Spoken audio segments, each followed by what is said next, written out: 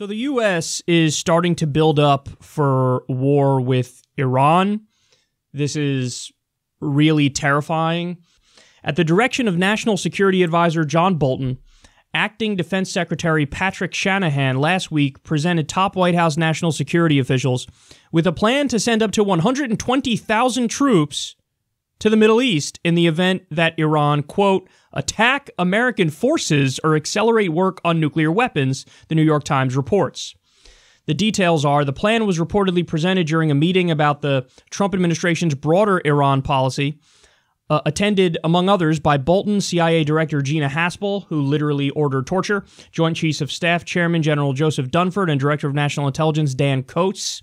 These are all neocons. It's unclear if President Trump has been briefed on the details of the plan, which did not call for a land invasion of Iran, but requested a similar number of troops involved in the U.S.'s 2003 invasion of Iraq, per the Times. So this is scary because it's a mirror image of what happened with the war in Iraq. So who was it who was out on TV the other day? Oh, Tom Cotton, again, one of the biggest hawks on the planet. He was saying, like, oh, are you kidding me? For a war in Iran, we'll be in and out. It'll be a 2-month thing. You just do a couple of strikes, boom, boom. We're done and we're out skis, bro. There's no problem here. And it's like, oh my God, this is literally the exact same shit that like Bill Kristol and Paul Wolfowitz and Donald Rumsfeld were saying for the war in Iraq. Oh, it's cool. We're going to be greeted as liberators. We're going to be in and out. The oil's going to pay for the war. This is going to be, it'll be bringing freedom and democracy, and there are no downsides to this. And it's just, history's repeating itself. And listen, you have a guy like John Bolton, who was one of the chief architects of the war in Iraq, which was an illegal offensive war against a country that didn't attack us. And now he's right back in this administration and he's driving the ship. And it is incredibly scary. So if you think that they aren't serious about this, the fact that they're drawing up plans that involve 120,000 troops to act like, and again, the media parroted this, well, this wouldn't require a land invasion of Iran. Then how the fuck are 120,000 troops involved?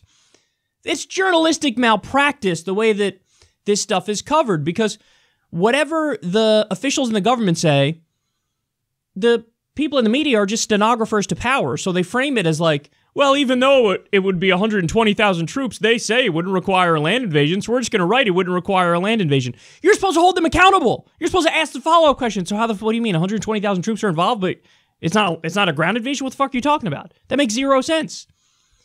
And again, they're also framing everything as, well, it's defensive. So please, bitches in the media, write an article saying it's defensive. And here's a good example of that from CBS. Iran or Iranian-backed proxies used explosives, to blow holes in 4 ships, 2 Saudi oil tankers, and 2 others near the Strait of Hormuz, according to an initial assessment of the U.S. team sent to investigate. They want us to believe that Iran attacked Saudi oil tankers and 2 others, and they also want us to believe, as we reported, I believe it was on the last show, that, Iran is going to target our troops in Syria, and they're going to target our troops elsewhere, and we have intelligence that says there's an offensive attack that they're going to do against us. So again, this is to try to build the narrative of like, us?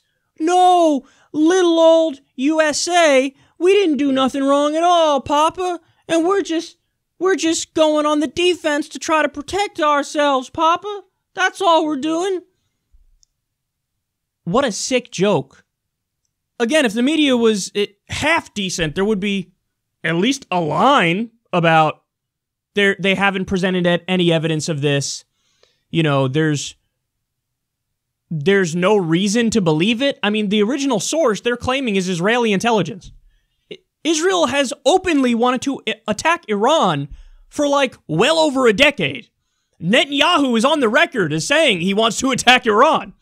So now we're supposed to believe that Israeli intelligence officials, all these unnamed, by the way, we're just saying, we just happened to uncover a plot that this tiny rinky-dink country with a gnat of a military is going to offensively attack the United States and us and Saudi Arabia, and we're just acting defensively. Oh my God, they're such liars. They're so full of shit. And also, 120,000 troops sent to Iran to protect Saudi oil tankers? Go ahead. Go make that case to a poor kid from Kentucky who had no opportunity growing up, and he went to the military because he felt like there were no other options, and it was his way maybe out of poverty. And now you're going to send him to Iran to maybe die in a war that would dwarf the war in Iraq over a Saudi oil tanker. And again, I don't even believe it. I'm just going to go on the record right now. I don't believe a word of what the Israeli intelligence officials said and what the U.S. intelligence officials said. I don't believe a word of it. Not even close. Not even close. But even if you did believe it, they attacked a Saudi oil tanker, and it's like, okay, let's go sacrifice our young American men and women at the altar of the Saudi petrodollar. This is insane, man. This is absolutely insane. The fact that Donald Trump is basically doing the exact thing he said he wouldn't do when he was on the campaign trail, that tells you everything about the kind of person Donald Trump is. And, you know, there have been little articles here and there like, oh, he's not so sure about this, you know, this move from John Bolton to try to topple the Venezuelan government. And every now and then he tweets something like, you know, we're getting out of Afghanistan. We're getting out of Syria.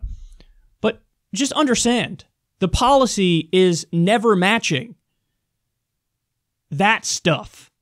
The policy never matches the knee-jerk tweets.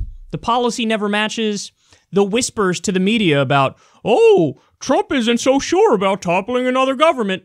The policy is matching the most conceivably uber hawkish path forward. That's what it matches. And best case scenario is he's just totally ineffectual and he's sitting back and letting this happen, and his feelings are like, I don't think I like this, but whatever, I'm going to let the professionals, you know, steer the ship here.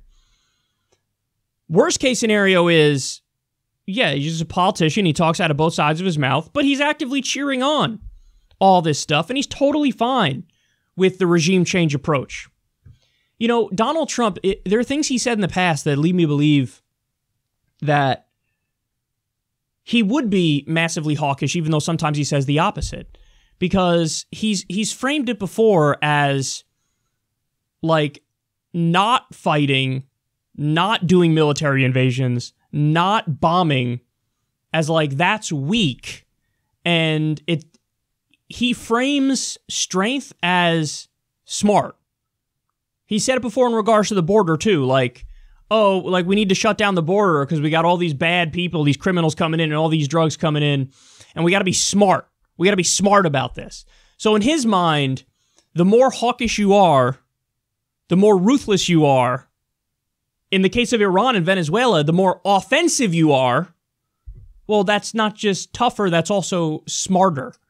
Which is why he has a guy like John Bolton in his administration, why he has Mike Pompeo in his administration. Because despite his instincts in terms of campaigning, where half the time he said, we're going to get out of these wars, we're going to rebuild our own country, again, the policy is not matching that even a little bit. So, I mean, we're literally trying to topple the Venezuelan government and the Iranian government at the same time. I mean, you want to talk about a waste of resources, you want to talk about massive violations of international law and creating a humanitarian crisis. We have a country where our infrastructure is crumbling. We have many places, including Flint, Michigan, that don't have clean water. And now we're thinking of putting all of our efforts to overthrowing the Iranian government?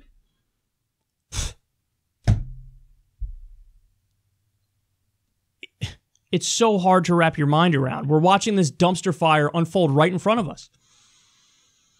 And this is what happens when you don't prosecute war criminals. John Bolton's a war criminal. Bill Kristol's a war criminal. Dick Cheney's a war criminal. Donald Rumsfeld's a war criminal. George W. Bush is a war criminal. So now some of the war criminals are right back in Washington, D.C. running the show. And it's amazing how everything is so transparent to a trained eye now. Because again, when I look at, the reporting of Iran and Iranian-backed proxies used explosives to blow holes in 4 ships. Sure they did. In the same way that, Saddam Hussein has weapons of mass destruction. He just bought yellow cake from Niger, which is going to be used in creating the weapons of mass destruction. And, oh yeah, you're supposed to believe that if he does have weapons of mass destruction, he's obviously going to use them immediately, like on South Dakota or something. It's just everything is a stretch. It's a giant leap. It defies reason. It defies logic. And you want to know why that's the case? Because it is total bullshit. And they're trying to come up with rationalizations to topple another government that is not acting as a puppet to U.S. corporate power. And if you're skeptical of that, do yourself a favor and read some of the history of the region. We did overthrow the Iranian government in 1953 for cheap oil. That was the whole point. It was us and the UK. We were getting cheap oil, and then this guy, Mohammad Mossadegh, came into power in Iran, and he said, I'm going to nationalize the oil industry and let the Iranian people reap the benefits, because duh, why wouldn't I do that? And we said, bitch.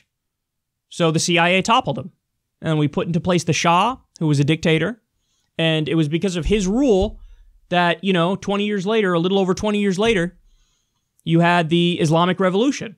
And that led to far-right Islamist reactionaries taking over the country because people were sick and tired of the Shah, the dictator, the Shah.